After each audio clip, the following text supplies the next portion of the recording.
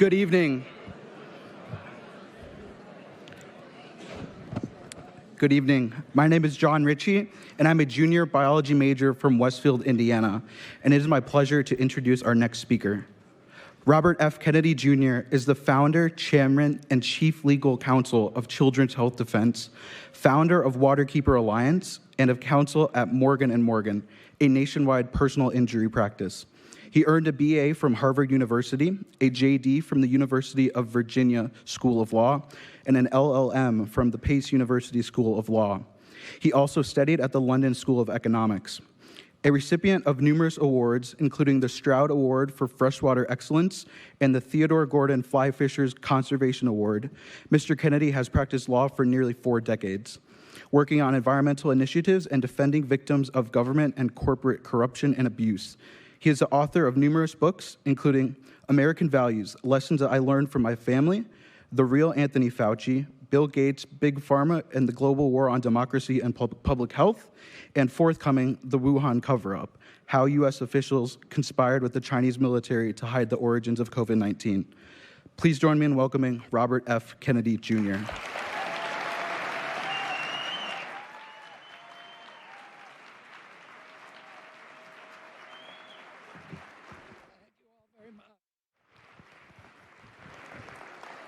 Thank you. I'm very, very happy to be here. Can you hear me? If you can't hear me, raise your hand. I'm really happy to be here. Although I've never been here before, it feels like almost like a homecoming because of the incredible role that this institution played during COVID-19, where it was the only college left in the country that really stood up for freedom.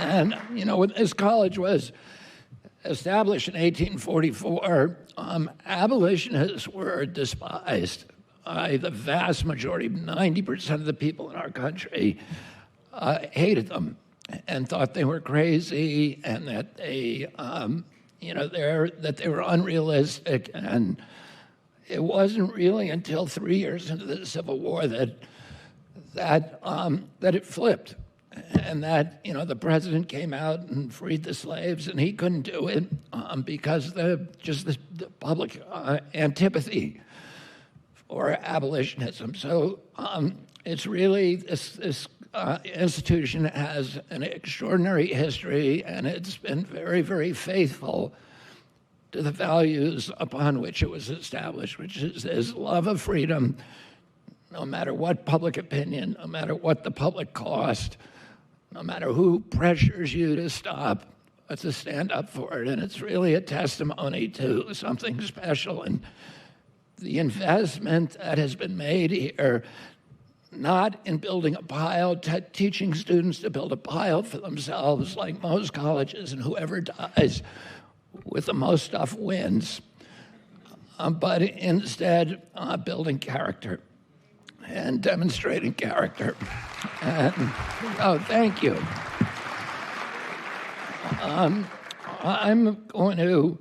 Somebody last night asked me about how I got into the anti-vax racket, and which I'm not anti-vaccine, although I'm kind of the poster child for the anti-vax movement. But I've been an environmental attorney for now 40 years. Up until 2005, that's all I did. And then that year, I ran a group called Hudson River Keeper, which I represented for 40 years, commercial fishermen on the Hudson and recreational fishermen, suing polluters who were destroying their livelihoods, their property values, their communities. And they had a business model. We have the oldest commercial fishery in the country on the Hudson. The people I represented for 40 years, many of them came from families that have been fishing the river continuously since Dutch colonial times. It's a traditional gear fishery. They use the same fishing methods that were taught by the Algonquin Indians, the original Dutch settlers of New Amsterdam, and then passed down through the generations. And they had a business model that worked for 3 centuries. And then they were put out of business by polluters who had political clout and who were able to manipulate government agencies, capture and manipulate government agencies in order to escape the discipline of the free market and force the public to pay their production costs. And they had turned the Hudson Valley into kind of a not free market capitalism, but corporate crony capitalism and this corporate kleptocracy, which really is about socialism for the rich and a very savage and brutal and merciless brand of capitalism for the poor. And they saw this happening. And, you know, I fought for them for 40 years, but in 2000, we were successful. I brought over 300 successful lawsuits on the Hudson. By the year 2000, we had forced polluters to spend $3.5 billion remediating the river. The river, when I started working there, caught fire. It turned colors, depending on what color. They were painting the trucks at the GM plant in Tarrytown. It was dead water, zero dissolved oxygen for 20 miles north of the city, 20 miles south. Today, it is an international model for ecosystem protection. It's the richest waterway in the North Atlantic. It produces more pounds of fish per acre, more biomass per gallon than any other waterway in the Atlantic Ocean north of the equator. It's the last major river system left in the Atlantic that still has strong spawning stocks of all of its historical species of migratory fish. And the miraculous resurrection of the Hudson inspired river keepers on waterways all over the world. We became the biggest water protection group in the world. We have 350 water keepers. Each one has a patrol boat. They each patrol a local waterway, and they litigate against polluters. And we're a law enforcement organization. We have great environmental laws, but because of agency capture, they're almost never enforced. And so, but we're allowed to enforce them under, you know, a provision called the citizen supervision.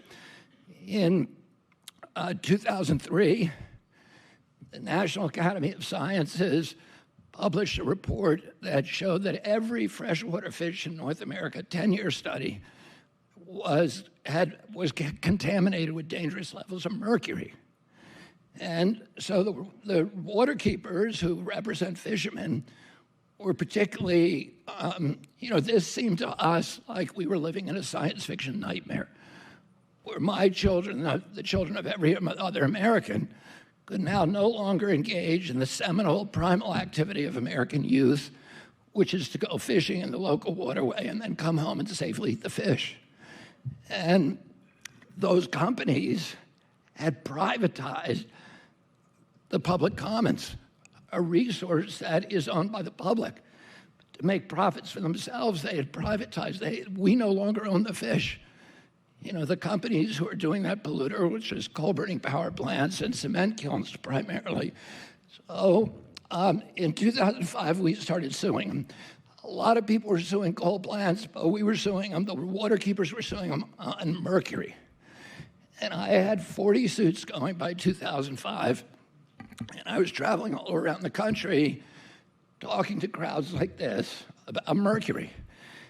And at almost every speech I gave, these groups of women, and they were different at every place, would come and sit in the front row they'd show up early, and then when I finished, they'd wait and they'd ask to talk to me. And as it turns out, all of them were the mothers of intellectually disabled children. And they all believed that the vaccines had caused their child's injury, particularly mercury vaccines. And they would say to me in a very respectful but also kind of vaguely scolding way, if you're really interested in mercury exposures to children, you need to look at vaccines. I didn't want to do it. I had spent a lot of my life working on the issues of intellectual disabilities. I was raised, was part of the DNA of my family. My Aunt Eunice, who was also my godmother, started Special Olympics. I had been working in Special Olympics, which was then called Camp Shriver, since I was 8 years old. Every weekend as a hugger, as a coach. I spent 200 hours as a teenager in high school working in Wasaic Home for the Retarded. My family, my uncle was chair of the health committee for 50 years.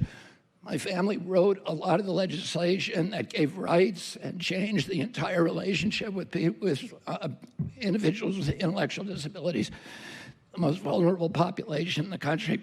But I didn't want to do that for my life. I wanted to work on fisheries, on water pollution, on energy.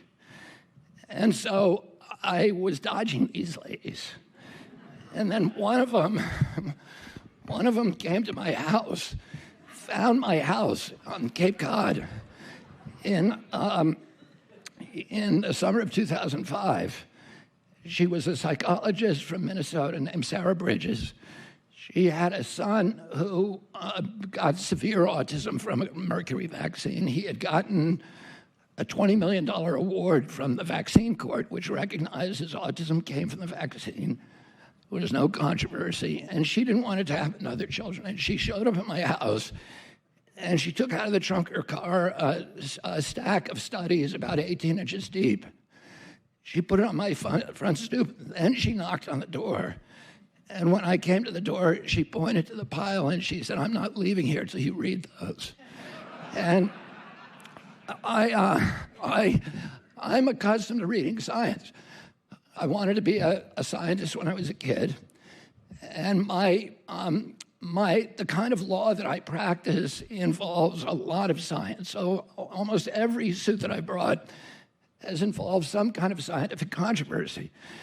And I would not be very good at my job if I didn't enjoy reading science and if I could not read it critically. And so I sat down, and I didn't read the studies, but I read the abstracts. And I got about 6 inches down on that pile.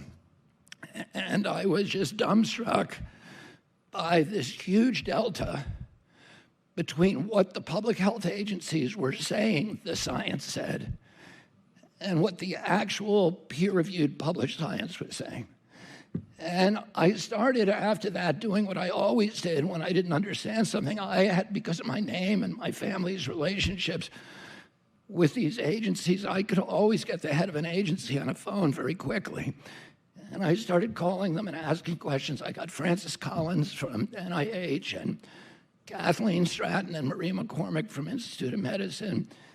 And they told me something weird. I asked them about the science, and I realized they were completely not conversant with it. They were just parroting this phrase, safe and effective.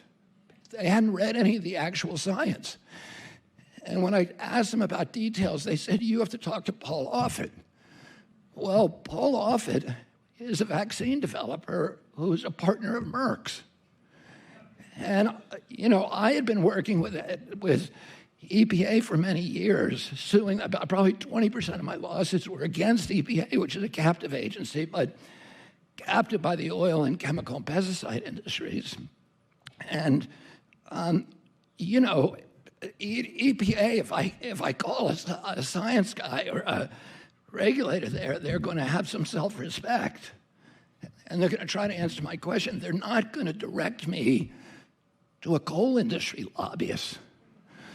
So this was bizarre. And then when I talked to Paul Offit, I caught him in a lie, and which I'm not going to go into. I'd love to go into, but I'm going to. I need to conserve my time here, so take my word for it. But he knew I caught him in a lie. I knew, and there was that moment where we were like, "You are just a liar," and so then I realized, okay, these guys either don't know what they're doing or they're lying about it deliberately. And then I realized these agencies were completely captured, but agency capture on steroids. FDA gets more than 50% of its budget from the pharmaceutical companies. CDC has a $12 billion budget, and $5 billion of that, so almost half, goes to buying vaccines from these companies and then distribute them. So if you work at CDC, you do not get promotions by finding problems with vaccines. You get promoted by increasing uptake. And then NIH is just an incubator for pharmaceutical products. So it develops the vaccines, hands them over to the industry, hands them over to the universities, which then get NIH money, $200, $300 million to do phase 2 and phase 1 and phase 2 trials.